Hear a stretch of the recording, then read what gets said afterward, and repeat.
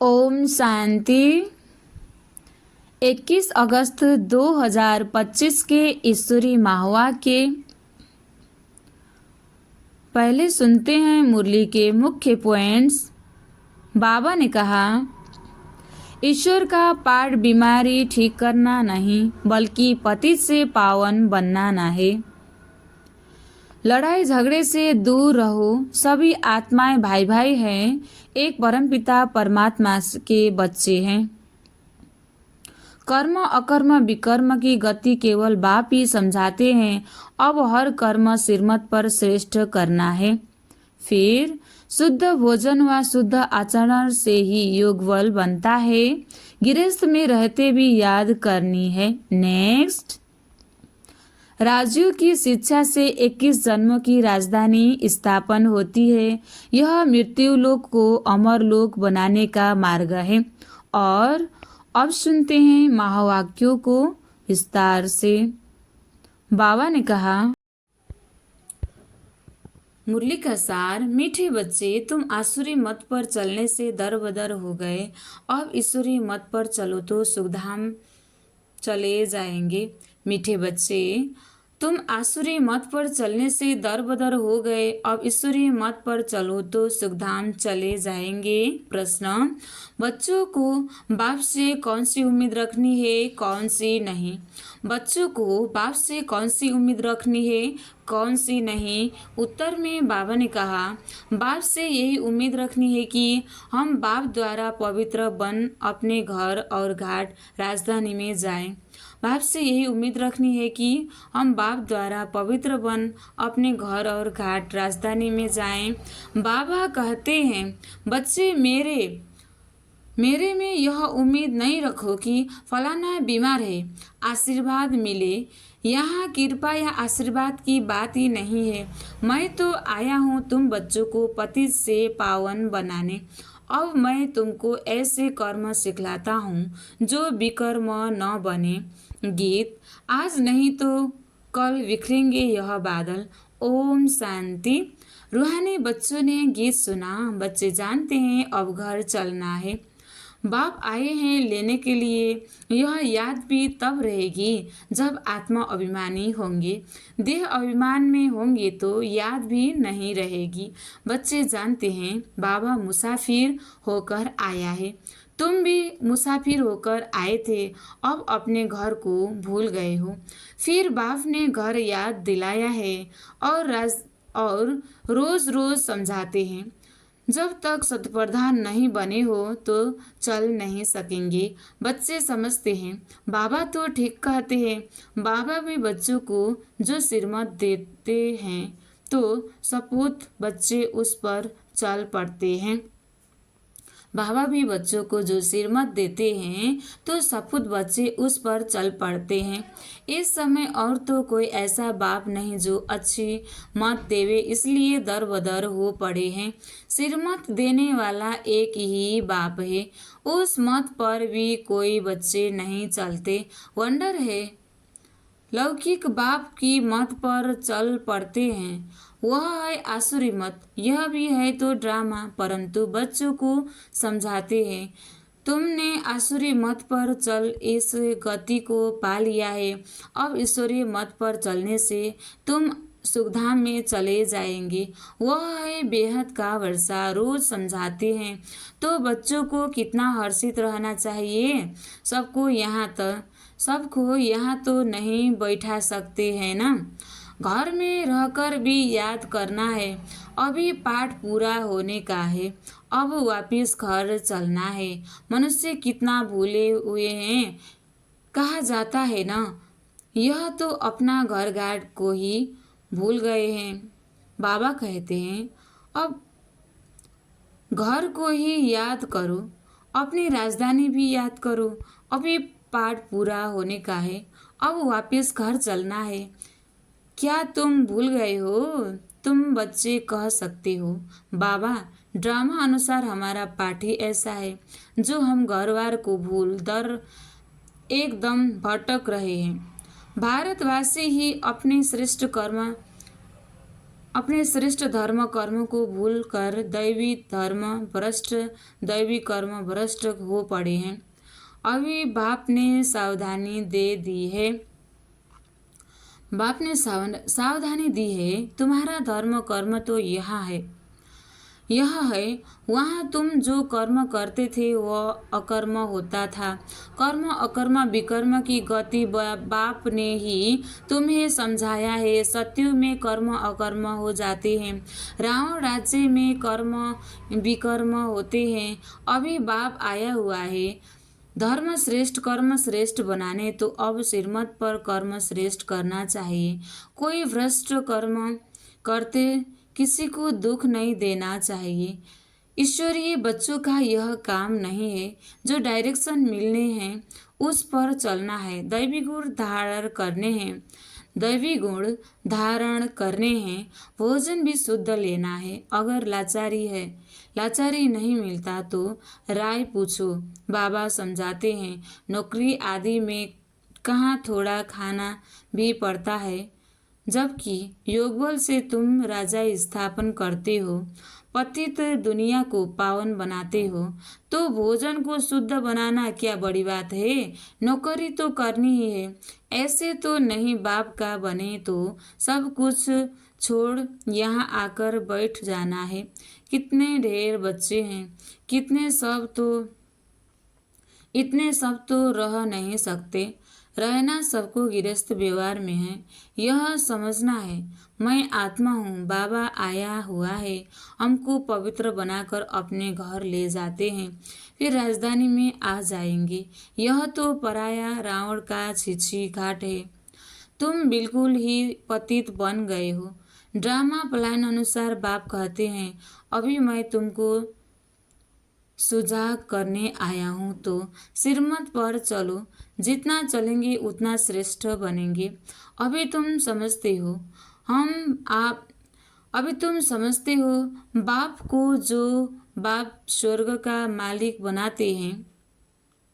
अभी तुम समझते हो हम बाप को जो बाप स्वर्ग का मालिक बनाते हैं उनको भूल गए। अब बाप सुधारने आए हैं तो अच्छी रीति सुधरना चाहिए ना। खुशी में आना चाहिए। बेहद का बात मिला है। बच्चों से बात ऐसे करते हैं जैसे तुम आत्माएं आपस में करती हो। है तो वह भी आत्मा, परम आत्मा है, उनका भी पाठ है। तुम आत्माएं पाठधारी हो। ऊंच से लेकर नीच से नीच का पाठ है। भक्ति मार्ग में मनुष्य गाते हैं, ईश्वर ही सब कुछ करते हैं।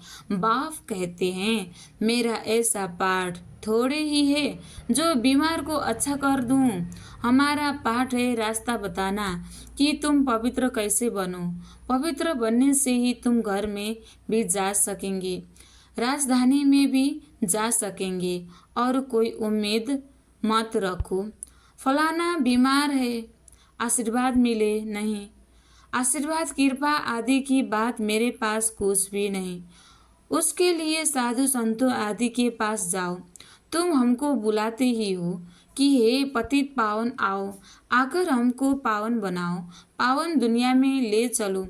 तो बाप पूछते हैं, मैं तुमको विशेष सागर से निकाल पार ले जाता हूँ, फिर तुम विशेष सागर में क्यों फंस जाते हो? भक्ति मार्ग में तुम्हारा यह हाल हुआ है। ज्ञान भक्ति और तुम्हारे लिए है। सन्यासी लोग भी कहते हैं ज्ञान भक्ति और वैराग्य, परंतु उनका अर्थ वह नहीं समझते। अब तुम्हारी बुद्धि में है ज्ञान भक्ति, बाद में वैराग्य, तो बेहद का वैराग्य सिखलाने वाला चाहिए। बाप ने समझाया था यह कब्रिस्तान है, इनके बाद परिस्तान बनना है, वहाँ हर कर्म अकर्म होता है। अभी बाप तुमको ऐसे कर्म सिखलाते हैं जो कोई भी विकर्म न बने, किसी को भी दुख न दो, पतित का अन्न मत खाओ, विकार में मत जाओ। अबलाओं पर अत्याचार ही इस पर होते हैं, देखते रहते हैं माया के विघ्न कैसे पड़ते हैं। माया यह है सब गुप्त, कहते हैं देवताओं और असुरों की युद्ध लगी, फिर कहते हैं पांडव और कौरवों की युद्ध लगी। अब लड़ाई तो एक ही है। बाप समझाते हैं, मैं तुमको राजयोग सिखला रहा हूँ। अभी से 21 जन्मों के लिए यह मृत्युलोक है। मनुष्य सत्यनारायण की कथा सुनते आए हैं। फायदा कुछ नहीं। अभी तुम सच्ची गीता सुनाते हो, रामायण भी तुम सच्ची सुनाते हो। एक राम सीता की बात नहीं थी। इस समय तो सारी दुनिया लंका है। चारों ओर पानी है ना। यह है बेहद की लंका, जिसमें रावण का राज्य है। एक बाप है ब्राइड ग्रूम, बाकी सब है ब्राइड्स। तुमको अब रावण राज्य से बाप छुड़ाते हैं। यह है शोक वाटिका। सत्युग को कहा जाता है अशोक वाटिका। वहाँ कोई शोक होता नहीं। इस समय तो शोक ही शोक है। अशोक एक भी नहीं रहता। नाम तो रख देते हैं अशोक होटल। बाप कहते हैं सारी दुनिया इस समय बेहद की होटल ही समझो। शोक की होटल है। खान पान मनुष्यों का जानवरों मिसल है। शोक की होटल है।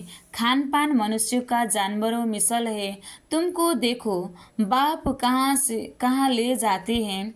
सच्ची सच्ची अशोक वाटिका है। सतयुग में हद और बेहद का कंट्रास्ट बाप ही बतलाते हैं। तुम बच्चों को बहुत खुशी रहनी चाहिए। जानते हो बाबा हमको पढ़ाते हैं। हमारा भी वही धंधा है, सबको रास्ता बताना, अंधों की लाठी बनना। चित्र भी तुम्हारे पास है। जैसे स्कूल में चित्रों पर समझाते हैं यह फलाना देश है, तुम तो फिर समझाते हो तुम आत्मा हो, शरीर नहीं हो। आत्माएं भाई भाई है। कितनी सहज बात सुनाते हो। कहते भी हैं हम सब भाई भाई हैं। बाप कहते हैं तुम सभी आत्माएं भाई भाई हो ना। गॉड फादर कहते हो ना। तो कभी कभी आपस में लड़ना झगड़ना नहीं चाहिए। शरीरधारी बनते हैं तो फिर भाई बहन हो जाते। हम शिव बाबा के बच्चे सब भाई भाई हैं। प्रजापिता ब्रह्मा के बच्चे भाई बहन हैं। हमको वर्षा दादे से लेना है, इसलिए दादे को ही याद करने हैं। इस इस बच्चे को भी, ब्रह्मा को भी हमने अपना बनाया है अथवा इनमें प्रवेश किया है। इन सब बातों को तुम अभी समझते हो। बाबा कहते हैं बच्चे, अब नया दैवी प्रवृत्ति मार्ग स्थापन हो रहा है। तुम सभी बीके शिव बाबा की मत पर चलते हो। ब्रह्मा भी उनकी मत पर चलते हैं। बाबा कहते हैं अपने को आत्मा समझ बाप को याद करो और संबंधों को हल्का करते जाओ। 8 घंटा याद रखनी है, बाकी 16 घंटे में आराम व धंधा आदि करो। करना है सो करो। मैं बाप जो करना है सो करो। 16 घंटे में आराम व धंधा आदि जो करना है सो करो। मैं बाप का बच्चा हूँ यह नहीं भूलो। ऐसे भी नहीं कहा, ऐसे भी नहीं यहाँ आकर हॉस्टल में रहना है। नहीं, गृहस्थ व्यवहार में बाल बच्चों के साथ रहना है। बाबा पास आते ही हैं रिफ्रेश होने। मथुरा वृंदावन में जाते हैं मधुवन का दीदार करने। छोटा मॉडल रूप में बना रखा है। अब तो यह बेहद की बात समझने की है। शिव बाबा ब्रह्मा द्वारा नई सृष्टि रच रहे हैं। हम प्रजापिता ब्रह्मा की संतान बीके हैं। विकार की बात हो न सके। सन्यासियों के शिष्य बनते हैं। अगर वह सन्यासी कपड़ा पहन लेवे तो नाम बदली हो जाता है। यहाँ भी तुम बाबा के बन गए हो। बन गए तो नाम रखे ना। बाबा ने कितने भट्टी में रहे थे, इस भट्टी का किसी को पता नहीं। शास्त्रों में तो क्या क्या बातें लिखी है, फिर भी ऐसा ही होगा। अब तुम्हारी बुद्धि में सृष्टि का चक्र फिरना है। अब तुम्हारी बुद्धि में सृष्टि का चक्र फिरता है। बाप भी सुदर्शन चक्रधारी है ना। सृष्टि के आदि मध्य अंत को जानता है। सृष्टि के आदि मध्य अंत को जानता है। बाबा को तो शरीर भी नहीं, तुमको तो स्थूल शरीर है। वह है ही परम आत्मा। आत्मा ही सुदर्शन चक्रधारी है ना। अब आत्मा को अलंकार कैसे दिए जाएं? समझ की बात है ना। यह कितनी मेहनत, यह कितनी महीना बातें हैं। अब आत्मा को अलंकार कैसे दिए जाए, समझ की बात है ना। यह कितनी महीन बातें हैं। बाप कहते हैं, वास्तव में मैं हूँ सुदर्शन चक्रधारी। तुम जानते हो, आत्मा में सारे सृष्टि चक्र का ज्ञान आ जाता। बाबा भी परम धाम में रहने वाला है। हम भी वहाँ के रहने वाले हैं। बाप आकर अपना परिचय देते हैं। बच्चे, मैं भी सुदर्शन चक्रधारी हूँ। मैं पतित पावन आया हूँ तुम्हारे पास। मुझे बुलाया ही है कि आकर पतित से पावन बनाओ, लिबरेट करो। उनको शरीर तो है नहीं, वह अजन्म है। भले जन्म लेते भी हैं परंतु दिव्य। शिव जयंती अथवा शिवरात्रि मनाते हैं। बाप कहते हैं, मैं आता ही हूँ तब जब रात पूरी होती है तो दिन बनाने आता हूँ। दिन में 21 जन्म, फिर रात में 63 जन्म। आत्मा ही भिन्न भिन्न जन्म लेती है। अब दिन से रात में आई है, फिर दिन में जाना है। सुदर्शन चक्रधारी भी तुमको बनाया है। इस समय मेरा पाठ है, तुमको भी सुदर्शन चक्रधारी बनाता हूँ। तुम फिर औरों को बनाओ। 84 जन्म कैसे लिए हैं, वह 84 जन्मों का चक्र तो समझ लिया है। आगे तुमको यह ज्ञान था क्या? बिल्कुल नहीं, अज्ञानी थे। बाबा मूल बात समझाते हैं कि बाबा है सुदर्शन चक्रधारी। उनको ज्ञान का सागर कहा जाता है। वह सत्य है, चैतन्य है। तुम बच्चों को वर्षा दे रहे हैं। बाबा बच्चों को समझाते हैं, आपस में लड़ो झगड़ो मत, लून फानी मत बनो। सदैव हर्षित रहना है और सबको बाप का परिचय देना है। बाप को ही सब भूले हुए हैं। अब बाप कहते हैं, मामेकम याद करो, निराकार भगवानुवाच। निराकारी आत्माओं प्रति असुल तुम निराकार हो, फिर साकारी बनते हो। साकार बिगड़ तो आत्मा कुछ कर ही नहीं सकती। आत्मा शरीर से निकल जाती तो चुरपुर कुछ भी हो नहीं सकती। आत्मा फौरन जाकर दूसरे शरीर में अपना पाठ बजाती है। इन बातों को अच्छी रीति समझो, अंदर घोटते रहो। हम आत्मा बाबा से वर्षा लेते हैं। वर्षा मिलता है सतयुग का जरूर। बाप ने ही भारत को वर्षा दिया होगा। कब वर्षा दिया, फिर क्या हुआ, यह मनुष्यों को कुछ भी पता नहीं है। अभी बाप सब बताते हैं। तुम बच्चों को ही सुदर्शन चक्रधारी बनाया है, फिर तुमको 84 जन्म भोगे। अब फिर मैं आया हूँ। कितना सहज समझाते रहते हैं बाबा। बाप को याद करो और मीठे बनो। एम ऑब्जेक्ट सामने खड़ी है। लक्ष्मी नारायण बनना। एम ऑब्जेक्ट सामने खड़ी है। बाबा वकीलों का वकील है, सब झगड़ों से छुड़ा देते हैं। तुम बच्चों को आंतरिक खुशी बहुत होनी चाहिए। हम बाबा के बच्चे बने हैं। बाप ने हमको एडॉप्ट किया है वर्षा देने। यहाँ तुम आते ही हो वर्षा लेने। बाप कहते हैं, बाल बच्चे आदि देखते हुए भी बुद्धि बाप और राजधानी की तरफ रहे। पढ़ाई कितनी सहज है। बाप जो तुमको विश्व का मालिक बनाते हैं, उनको तुम भूल जाते हो। पहले अपने को आत्मा जरूर समझो। यह ज्ञान बाप संगम पर ही देते हैं, क्योंकि संगम पर ही तुमको पतित से पावन होना है। अच्छा, मीठे मीठे रूहानी ब्रह्मा मुख वंशावली ब्राह्मण कुल भूषण, यह देवताओं से भी ऊंच कुल है। तुम भारत की बहुत ऊंच सेवा करते हो, अभी फिर तुम पूज्य बन जाएंगे। अब पुजारी को पूज्य कौड़ी से हीरे जैसा बना रहे हैं। ऐसे रूहानी बच्चों प्रति माता पिता बाप दादा का याद प्यार और गुड मॉर्निंग। रूहानी बाप की रूहानी बच्चों को नमस्ते। हम रूहानी बच्चों की भी रूहानी बाप दादा को याद प्यार और गुड मॉर्निंग। नमस्ते बाप दादा, नमस्ते नमस्ते नमस्ते। धारणा के लिए मुख्य सार 1 नंबर, सिरमत पर अब हर कर्म श्रेष्ठ करना है, किसी को भी दुख नहीं देना है, दैवी गुण धारण करने हैं, बाप की डायरेक्शन पर चलनी है, बाप के डायरेक्शन पर ही चलना है। दूसरा, सदैव हर्षित रहने के लिए सुदर्शन चक्रधारी बनना है। सदैव हर्षित रहने के लिए सुदर्शन चक्रधारी बनना है। कभी लून पानी नहीं होना है, सबको बाप का परिचय देना है, बहुत बहुत मीठा बनना है।